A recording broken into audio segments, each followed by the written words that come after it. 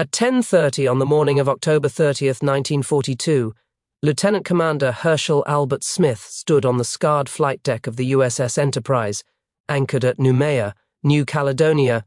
Around him, 75 Seabees worked furiously, welding thick steel plates over the gaping bomb craters that had nearly sunk the ship 4 days before. The vessel beneath him, Enterprise, CV-6, displacing 25,000 tons and stretching 824 feet, was the most decorated warship the United States would ever send to sea. She had just survived the Battle of Santa Cruz, enduring 2 direct bomb strikes that left 75 wounded and 44 dead. Her forward elevator was jammed, her starboard hull bulged grotesquely, one of her fuel tanks still leaked oil. By every naval standard, she should have spent months in dry dock. But the US Navy had no time for that. There were no other carriers left. The Lexington had gone down at Coral Sea. The Yorktown had been lost at Midway. Wasp was gone, torpedoed only 2 months earlier, and Hornet had just been sunk at Santa Cruz, mere days ago. Saratoga sat in Pearl Harbor, crippled by torpedoes. That left Enterprise alone, the only active American carrier in the entire Pacific. The Japanese knew this. Intelligence reports called her sunk 3 different times that year. First after Eastern Solomons, then again after Santa Cruz. Each time, American broadcasts denied the claims, and each time, Enterprise returned to battle, battered but alive. To the Japanese, she became something else, the grey ghost, the ship that refused to die. Smith had served as the Enterprise's damage control officer since April 1942. A Naval Academy graduate of 1922 from Michigan, he was trained as a line officer, but specialized in damage control. He knew ships, how they were built, where they were strongest, and how failure spread through their frames. He knew every bulkhead, every watertight door, every electrical junction, and every air duct aboard. He had walked every compartment, crawled through every crawl space, memorized every valve and pump. When disaster struck, he didn't need blueprints. He could see the ship in his mind. Smith's teams were among the best trained in the Navy. Every sailor knew his task. Every crew drilled constantly. Fire drills, flooding drills, bomb damage drills. In daylight, darkness, calm and storm. They practiced until instinct took over, until chaos became routine. When the first bomb hit Enterprise during Eastern Solomons, Smith was on the bridge. He felt the concussion, saw the black smoke rise and ran straight into the fire. His men were already there, hoses roaring, sailors dragging out the wounded, others hurling burning wreckage overboard. He took stock in seconds. The bomb had cut through 3 decks, fires were spreading aft, power was lost to half the ship. He issued rapid orders: seal that hatch, reinforce that bulkhead, reroute power, pump those compartments. The teams executed flawlessly. The fires were contained. Enterprise lived. Then came Santa Cruz, late October. 2 direct hits, 2 near misses, within minutes. Smith was below decks when the first bomb struck. The blast threw him off balance. Lights flickered out. Emergency lamps snapped on seconds later. He got up, checked for injuries, and sprinted toward the blast zone. The second bomb hit before he arrived. This one was closer. The shockwave slammed him against a wall. His vision blurred, but he kept running. Forward compartments were a nightmare. Smoke, fire, wreckage, men screaming. Some were trapped, some burned. Cables hung down sparking. Water gushed from shattered pipes. Smith's voice cut through the chaos. "Get these men out! Kill that power! Shut those hatches! Pump that compartment!" His teams moved fast, trusting him completely, because he never gave impossible orders. The damage that day should have sunk the ship. Fires threatened the magazines, flooding hit multiple decks, bulkheads twisted. Any one failure could doom a carrier, but Smith's crews fought through it. They saved her again. At Noumea, for 4 straight days, Smith worked side by side with 75 Seabees. They weren't sailors, but welders, carpenters, mechanics, skilled men who knew how to make the impossible work. Smith told them what needed fixing. They figured out how to do it. They worked non-stop, 24 hours a day, trading shifts while sparks rained across the deck. Welders melted through rod after rod. Carpenters patched the flight deck with wooden plugs. Mechanics improvised the jammed elevator back into motion using cables and pulleys. It wasn't elegant, but it worked. When Enterprise sailed on November 11th, she wasn't whole, but she could fight. Smith knew she was vulnerable. Another hit near the bow might tear open the rushed steel plates. A strike near the damaged elevator could collapse the entire assembly. A torpedo near the warped hull would flood her faster than pumps could cope. But Smith also knew no battle ever went according to plan. Ships got hit, men died. His job was to make sure his teams could react instantly and correctly, because their next decision might decide whether the ship lived or died. During the naval battle of Guadalcanal, from November 12th to 15th, Enterprise remained untouched. The Japanese were too busy being annihilated by American aircraft to find her. Even then, the Seabees kept working, strengthening the patches, finishing the elevator repairs, restoring systems. By the time she returned to Noumea on November 16th, she was stronger than when she'd left.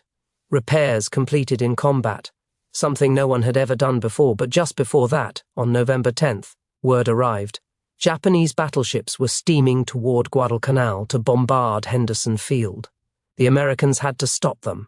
Enterprise would have to sortie that very night, no matter her condition. Captain Osborne Bennett Hardison, 49, Naval Academy class of 1916, had commanded Enterprise for only 10 days. When he read the damage reports, he looked to Smith and asked one question: can she fight? Smith didn't lie. The forward elevator's still jammed. The hull leaks. Watertight integrity's compromised. If we take another hit in the wrong place, she'll go down fast. But engines, steering, and catapults still work. She can launch planes. Hardison nodded once. Then we sail at dawn. At 0600 on November 11th, Enterprise left harbour. Seabees still aboard, hammers still ringing, welders still throwing sparks as she steamed toward battle.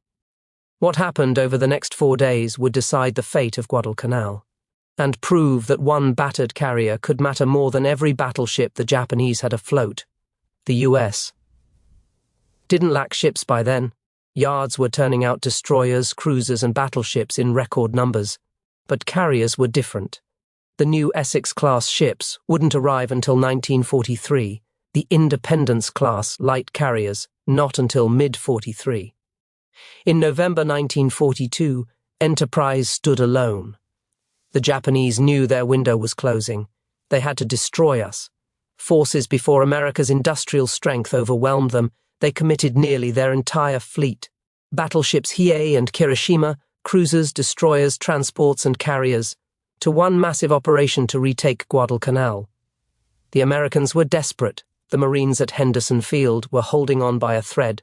They needed aircraft. They needed Enterprise. At dawn on November 11th, the battered carrier left Noumea. Her hull still leaked oil, the starboard bulge glaringly visible. But her engines roared to life.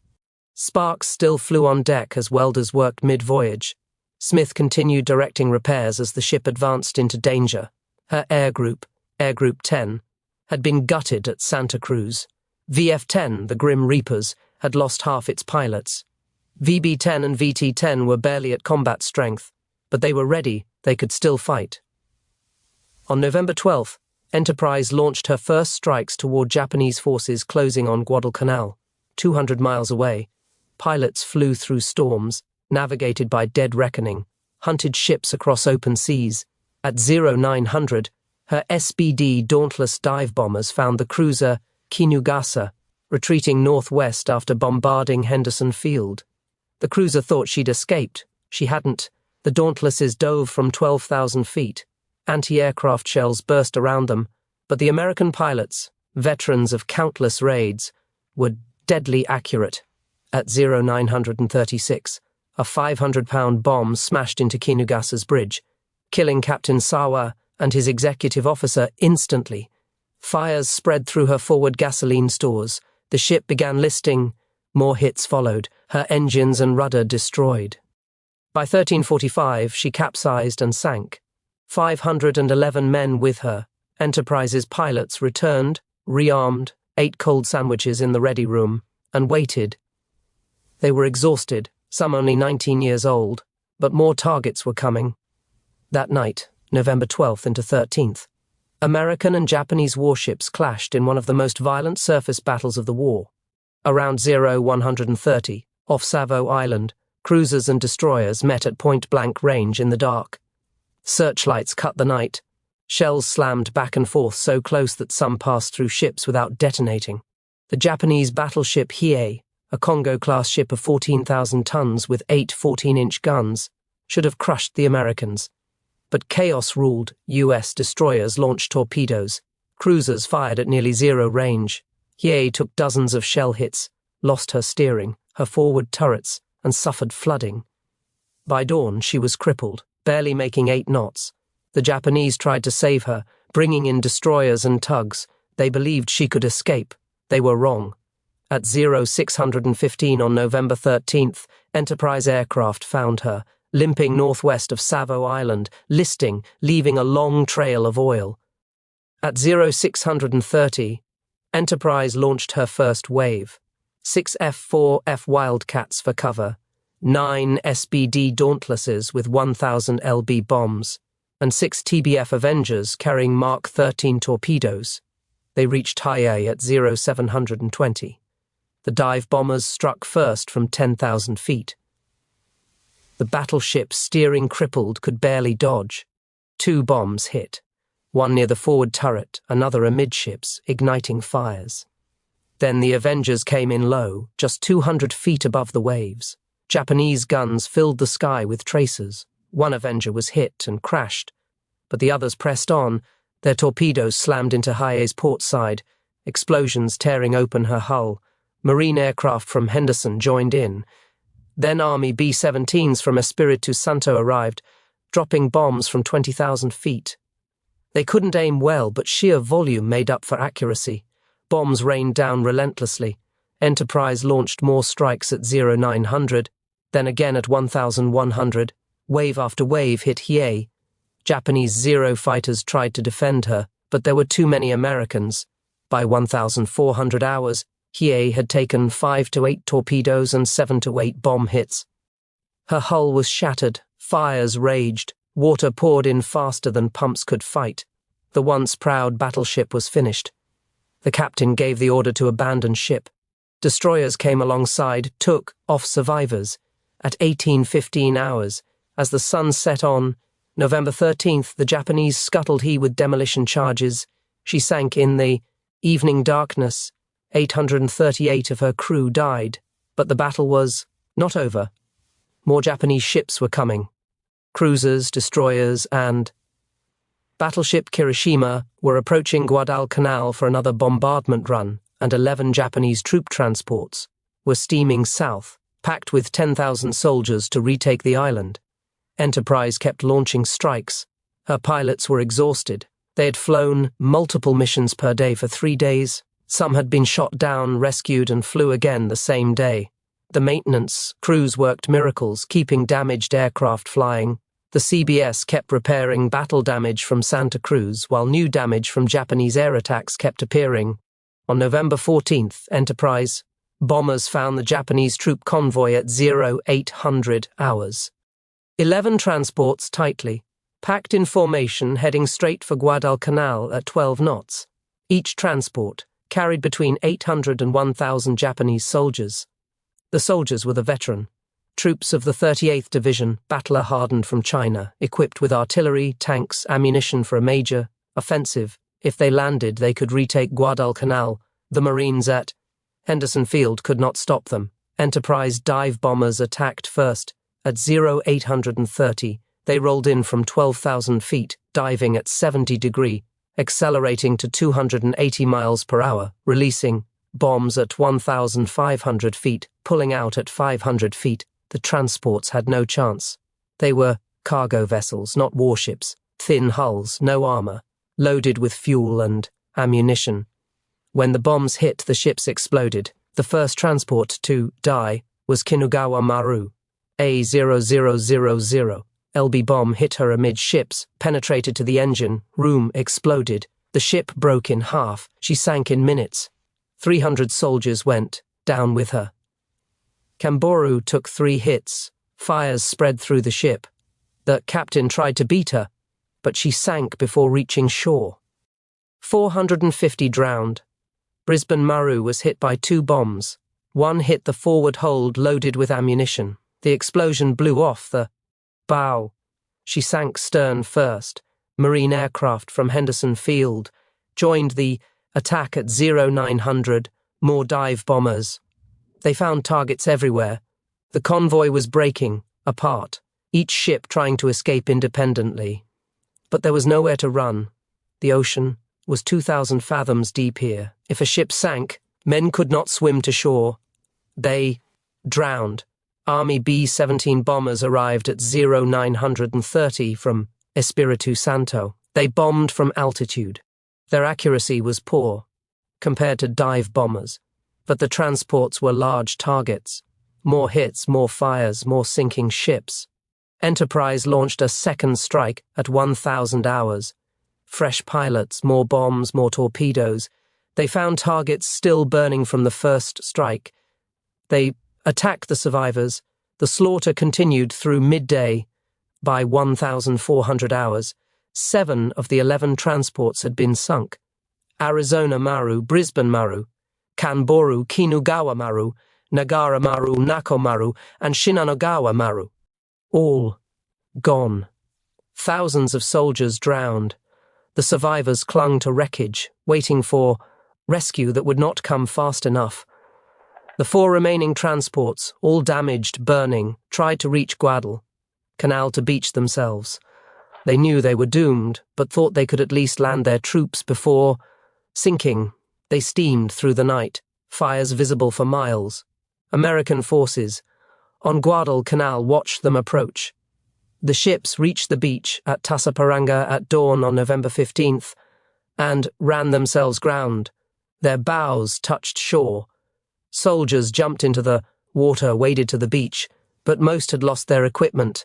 Their artillery was at the bottom of the ocean. Their tanks were gone. Their ammunition, food, medical supplies, all lost. Of the 10,000 soldiers who left the Shortland Islands, fewer than 2,000 made it to shore with weapons. The rest were dead or had landed with nothing but the clothes they wore. That night, November 14th into November 15th, came the final surface battle. American battleships Washington and South Dakota with 4 destroyers intercepted the Japanese force trying to bombard Henderson Field. Battleship Kirishima led 4 cruisers and 9 destroyers south. The night action was devastating. Japanese ships swept aside the American destroyer screen. South Dakota took heavy damage and lost communications. But when the Japanese concentrated fire on South Dakota, they revealed their positions to Washington. The American battleship hammered Kirishima with 16 in and 5 in guns at close range. Multiple hits set Kirishima ablaze. The Japanese scuttled her after midnight. The second Japanese battleship lost in 3 days. When dawn broke on November 15th, the naval Battle of Guadalcanal was over. The Japanese had lost 2 battleships, 1 heavy cruiser, 3 destroyers, and 7 troop transports. The Americans had lost 2 light cruisers and 7 destroyers, but Henderson Field was secure. The Marines would hold Guadalcanal, and Enterprise had been there for all of it. Captain Hardison sent a message to Navy Department on November 16th. The emergency repairs accomplished by this skillful, well-trained, and enthusiastically energetic force have placed this vessel in condition for further action against the enemy. 103 enlisted men and 1 officer earned all 20 battle stars awarded to the ship. They served through every battle from Pearl Harbor to Okinawa. Their names are preserved in Navy records. Their stories are mostly forgotten. In 1958, the same year Enterprise was sold for scrap. The Navy commissioned a new carrier, USS Enterprise CVN-65, first nuclear-powered aircraft carrier in history. She served for 51 years, longer than any other carrier. Commissioned in November 1961, she deployed to the Mediterranean, the Pacific, participated in the Cuban Missile Crisis, served multiple tours in Vietnam, conducted operations in the Indian Ocean and Persian Gulf. The name lived on through decades of Cold War and beyond. In the future, another Enterprise will be built. CVN-80, a Ford-ass supercarrier, is scheduled for completion in the 20s. The name will not die, the tradition continues. But the original Enterprise, the Grey Ghost, the carrier that fought from Pearl Harbor to Okinawa, exists now only in photographs and memories, and in the stories passed down by those who served. There is a lesson in how Enterprise was lost. America spent billions building her. Thousands of men served aboard her. She fought in every major battle of the Pacific War. She earned more decorations than any other ship. She symbolized American naval power at its finest moment. And when the war ended, she was scrapped because no one wanted to pay for her preservation. The failure to save Enterprise became a wake-up call that changed how America preserves its military heritage. After her loss, preservation movements gained momentum and support. Veterans groups organized, fundraising became more professional, public awareness increased. About the importance of saving these historic vessels before they disappeared forever, USS Intrepid became a museum in New York. USS Hornet became a museum in California. USS Lexington became a museum in Texas. USS Yorktown became a museum in South Carolina. 4 Essex-class carriers were saved. 1 Midway-class carrier was saved.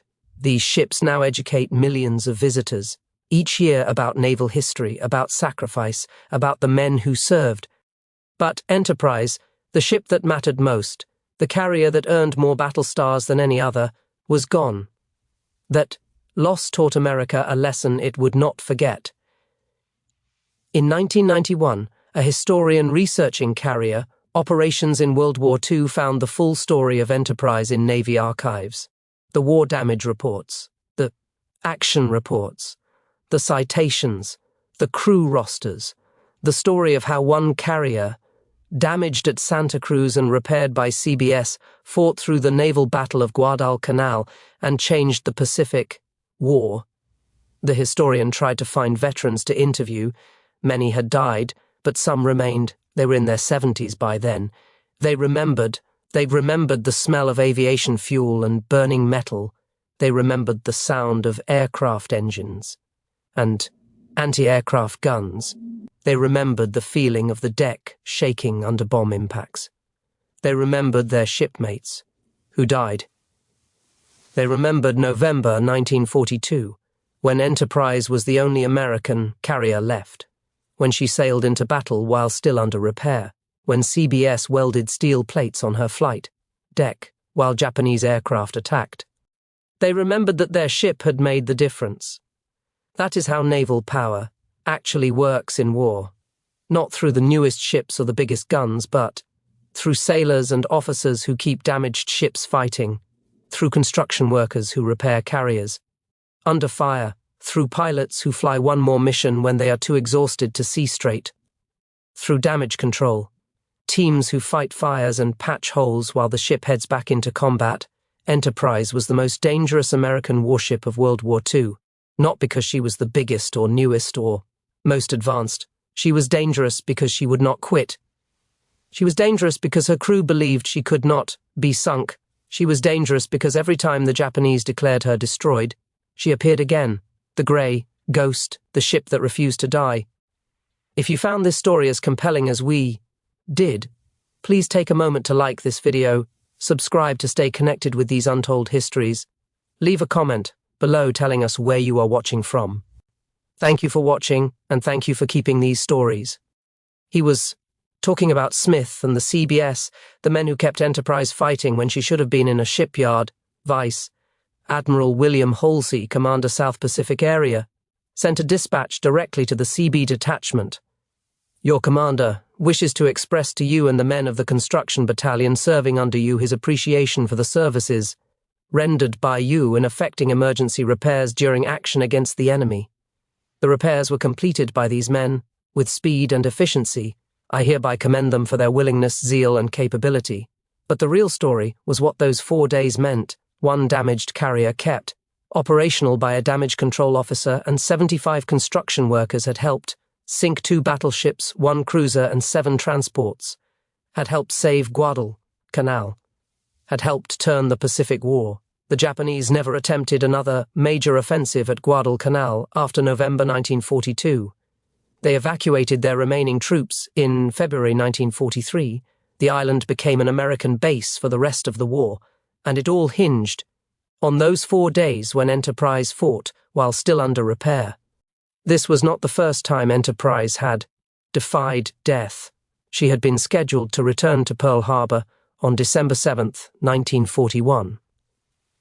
Bad weather delayed her task force. She arrived December 8 to find the harbor in ruins. Her aircraft had actually flown over Pearl during the Japanese attack. 7 of her dive bombers were shot down by Japanese fighters and American friendly fire. 8 of her airmen died. 2 were wounded. Enterprise was the only American carrier to have men at Pearl Harbor during the attack. 3 days later, December 10th, Enterprise aircraft found and sank. Japanese submarine Walt 70, first American warship, sunk by American forces after war was declared. Enterprise drew first blood, February 1st, 1942.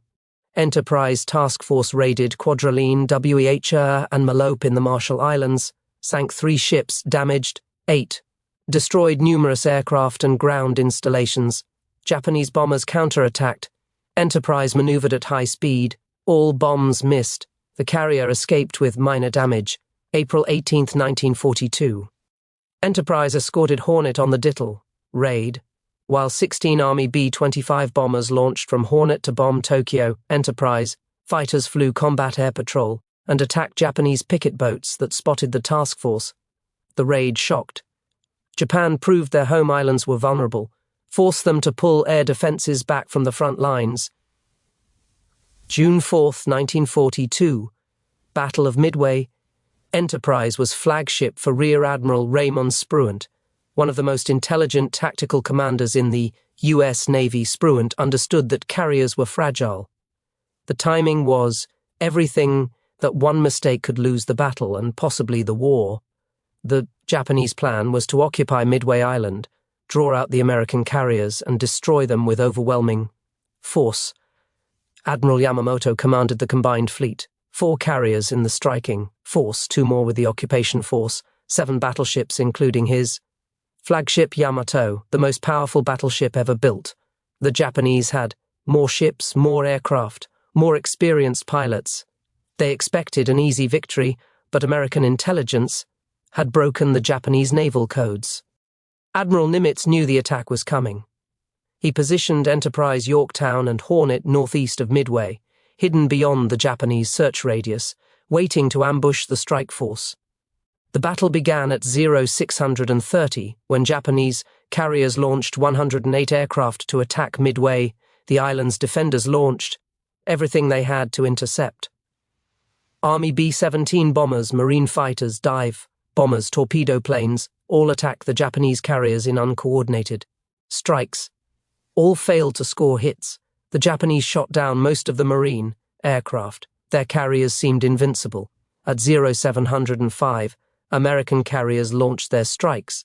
Enterprise sent 33 dive bombers, 14 torpedo planes, 10 fighters.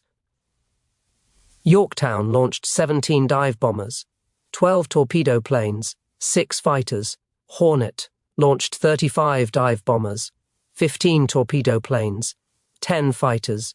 Over 150 American aircraft heading southwest to find 4 Japanese carriers, but coordination fell apart. The squadrons became separated. Navigation was difficult. The ocean was vast. Some squadrons flew the wrong direction and never found the enemy. Hornets, fighters and dive bombers missed the carriers entirely, ran low on fuel, had to ditch or return to the carrier. Enterprise's Torpedo Squadron, Torpedo Squadron 6, led by Lieutenant Commander Eugene Lindsay, found the Japanese carriers first at 0920, 15 torpedo bombers, Douglas TBD Devastators, slow, obsolete, vulnerable. They attacked without fighter escort, without dive bombers to split the Japanese defenses. The Zero fighters swarmed them. Japanese ships filled the sky with anti-aircraft fire. The torpedo bombers pressed their attacks at wave-top altitude, dropping torpedoes at point-blank range. 13 of the 15 were shot. Down. Lindsay was killed. Lieutenant Junior Grade George Gay was the only survivor from his aircraft, clinging to a seat cushion in the ocean, watching the rest of the battle unfold. Torpedo. Squadron 3 from Yorktown attacked next. 12 more devastators. 10 were shot down. Then Torpedo Squadron 8 from Hornet, 15 aircraft. 14 shot down. Of 41 torpedo planes that attacked, 35 were destroyed. 0 hits on any Japanese carrier. The torpedo attacks seemed to have accomplished nothing but waste American lives. But those torpedo attacks had drawn the Japanese combat air patrol down to sea level. The Zero fighters were chasing torpedo planes, not watching the sky above. And at that moment at 0925, Enterprise dive bombers arrived at altitude. Lieutenant Commander Wade Max McCluskey commanded Bombing Squadron 6, Tentayar ND, Scouting Squadron 6, 33 Dauntless dive bombers total. He had launched at 2RC 706, flown southwest on the expected intercept course. At 0820 he reached MTR and he point where the Japanese carriers should have been. They were not there. McCluskey made a decision that changed NDRTE war. Instead of returning to Enterprise when his fuel ran low, he expanded his search. He flew northwest, MBRT on northeast, searching, hoping, knowing that his aircraft might not have enough fuel to return if he guessed WW on. At 0955, one of McCluskey's pilots spotted a lone Tentayar, an East destroyer, steaming northeast at high speed. McCluskey recognized what it. Eant, the destroyer was racing to rejoin the carrier fleet. He turned to follow. 5 minutes later, at 1000 hours, he saw them, 4 Japanese carriers in formation, Akagi, Kaga, Soryu, Hiru. Their flight decks crowded with aircraft being refueled and rearmed, bombs and torpedoes scattered on deck, aviation fuel hoses running. The carriers were at their most vulnerable. Max McCluskey did not hesitate. He split his formation. 17 dive bombers would Enbara. T-TAC Kaga, 16 would attack Akagi. They rolled in from 14,000 feet. The DDR. Japanese saw them coming, but too late. Zero fighters were still at sea level. MBRs. Out of position. Anti-aircraft guns opened fire, but could not track dive bombers coming BBR and Trait down at 300 miles per hour. The dive bombers screamed down at 70-degree NDR's end. Ingles. Pilots centered the target in their bomb sights, compensated for wind, NDR's, at least at 1,500 feet, pulled out at 500 feet with crushing G-forces. The bombs, PBR, L. They hit. Kaga took 4 direct hits. One bomb penetrated the flight NDR sent, exploded in the hangar deck among rearming aircraft. The explosion set off MTR aviation fuel and munitions. Fires spread instantly. Another bomb hit near the island, killed the captain and most of the bridge crew. More bombs hit the flight deck, starting more fires. Within minutes, Kaga was an inferno. Her crew fought the fires, but the damage was catastrophic. She burned for hours. Before being abandoned and scuttled, Akagi took only 1 hit, but it was enough. Lieutenant Dick Best, leading a 3-plane section, put his 1000B bomb through the flight deck midship. The bomb exploded among aircraft being rearmed on the hangar deck. Secondary, explosions from munitions and fuel turned the hangar into a fireball. Flames spread through the ship. Akagi's damage control could not contain it. By afternoon, the flagship of the strike force, Admiral Nagumo's carrier, was abandoned. She burned through the night and was scuttled at dawn. At the same moment, McCluskey's bombers hit Akagi and Kaga. Yorktown's dive bombers attacked Soryu. 3 hits in quick Enderbaran succession. All 3 bombs exploded among rearming aircraft. Soryu was embarrassing, engulfed in flames within minutes. She sank at 7:13 that evening. In 5 minutes, 3 of the 4 Japanese carriers had been mortally wounded. But the battle was not over. IU, the 4th carrier, was separated from the others and had not been attacked. At noon, Hiru launched her remaining aircraft against the American carriers. They found Yorktown first, hit her with bombs, and Torpedoes. Yorktown went dead in the water. Enterprise had to finish Hiru at 3:30. In the afternoon, Enterprise launched 24 dive bombers. They found Hiru at 50:05. They rolled in, 4 bombs hit, all on the flight deck. Fires started immediately. Hiru fought to survive, but the damage was too severe. She was scuttled the next morning, 4 Japanese carriers destroyed, the cream of the Japanese carrier force, the pilots who had attacked Pearl Harbor, all gone. American losses were Yorktown and destroyer Hammond sunk by submarine. Enterprise and Hornet survived undamaged. The battle was the turning point of the Pacific War, and Enterprise dive bombers, led by McClusk's decision to expand his search and follow one destroyer, had made the difference. August 24, 1942. Battle of the Eastern Solomons. Enterprise fought off massive Japanese air attacks, while her own aircraft sank light carrier Ryusho. 3 direct bomb hits and 4 near misses hit Enterprise. 74 men killed, 95 wounded, serious damage to the flight deck and hull, but damage control teams patched the holes. Enterprise steamed back to Pearl Harbor under her own power, repaired in 5 weeks, back in action by mid-October, October 26, 1942. Battle of Santa Cruz Islands, 2 more, bomb hits. 44 more dead, 75 wounded, Hornet sunk, Enterprise the last carrier, standing. By the end of 1942, Enterprise had participated in 5 of the 6 major carrier battles in the Pacific. The only one she missed was Coral Sea, and only because she arrived too late. She had been hit by bombs 5 times, had lost nearly 200 men killed, had been declared sunk by Japanese propaganda 3 times, and she kept fighting the nickname Gay Ghost fit perfectly. The Japanese could not understand how this ship kept appearing in battles after they claimed to have sunk her. Their intelligence reports were confused, contradictory. Some Japanese commanders thought there must be multiple ships named Enterprise. Others believed American damage control was far better than Japanese estimates suggested. The truth was both. American damage control doctrine was superior to Japanese practice. American carriers had better compartmentalization, better fire suppression systems, better trained repair crews, but Enterprise had something more. She had Smith, she had the CBS, she had captains like Hardison, who would take a damaged ship into battle because the mission demanded it. She had pilots who flew until their aircraft fell apart, then flew borrowed aircraft.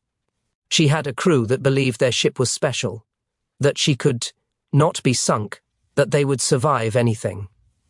In 1943 and 1944, as new Essex-class carriers joined the fleet, Enterprise's role changed. She was no longer alone, but she was still fighting. She participated in the Gilbert Islands campaign, the Marshall Islands campaign, the strikes against Truk, the Marianas campaign, the Battle of the Philippine Sea, the Battle of Lee Gulf. At Lee Gulf in October 1944, the largest naval battle in history, Enterprise aircraft sank 3 enemy ships and shot down 52 enemy planes, more than any other carrier in the battle. She took 2 kamikaze hits, but the damage was minor. Enterprise had fought in so many battles that even kamikaze crashes barely slowed her down. In late 1944, Enterprise pioneered night carrier operations.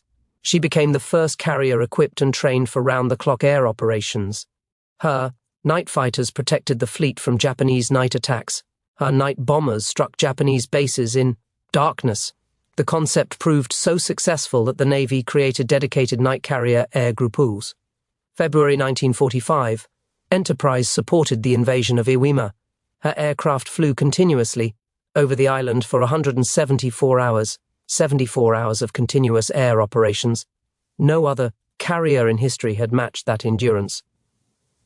March 1945, Enterprise participated in strikes against the Japanese home islands. Her aircraft bombed Tokyo, Kobe, Nagoya. She took minor bomb damage on March 18th, but continued operations. April 11, 1945. Off Okinawa, a kamikaze hit the forward part of the flight deck. 14 men killed, 34 wounded. The forward elevator was Damaged again, just like at Santa Cruz. Enterprise steamed to Yuli for repairs.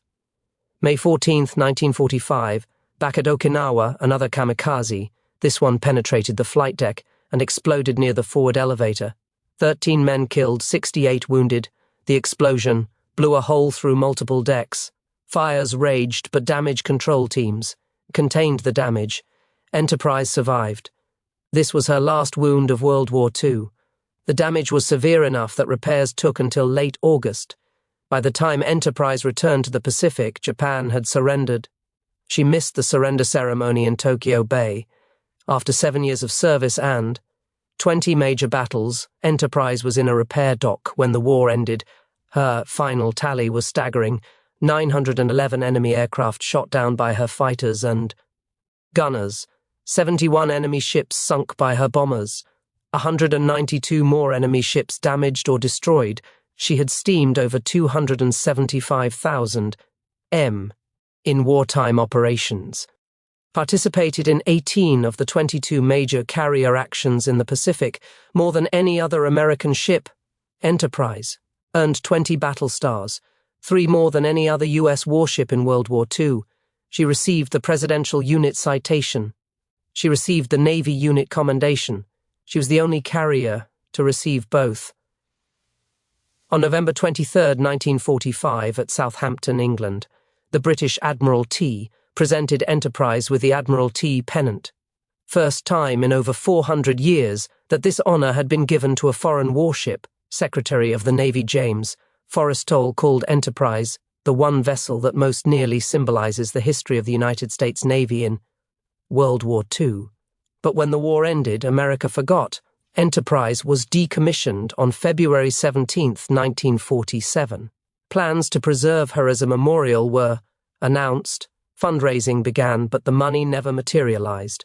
The ship sat in reserve for years. In 1949, plans to make her a permanent memorial in New York were suspended. Subsequent attempts failed. On July 1, 1958, Enterprise was sold to Lipet Corporation for scrapping. By March 1960, she was gone, cut up for scrap metal at Kearney, New Jersey, the most decorated ship in U.S. Navy history, the carrier that fought from Pearl Harbor to Okinawa, the grey ghost that refused to die in battle. Destroyed by accountants and indifference, some pieces survived. Her bell went to the Naval Academy at Annapolis. Her stern plate went to Rivervale, New Jersey. An anchor went to the Washington Navy Yard. A few portholes and fittings were saved by veterans, but the ship itself was erased. Herschel Smith, the damage control officer who kept Enterprise fighting through 20 battles, retired from the Navy as a captain.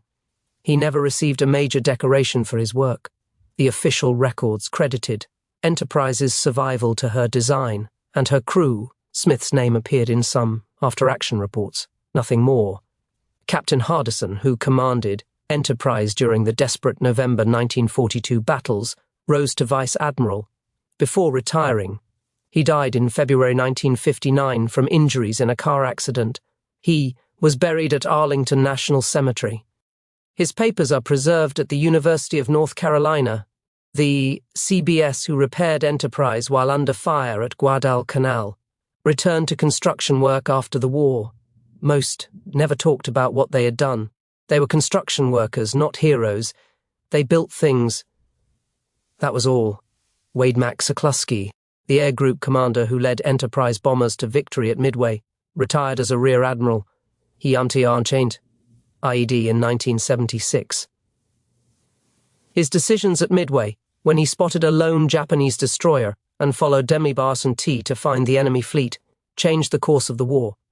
But few people remember his name. The pilots who flew Admiral Rom Enterprise, the men who made her the most dangerous ship in the Pacific, mostly returned to civilian life. Some BBR'd and T'd in the Navy, some became airline pilots, some went back to farms in Iowa, TDR&C, ND factories in Michigan, and offices in California. They had fought in the greatest naval war in history. Then they won BRE AMA home and went back to being ordinary Americans. 30,000 men served aboard Enterprise and TR during her 9 years of active service.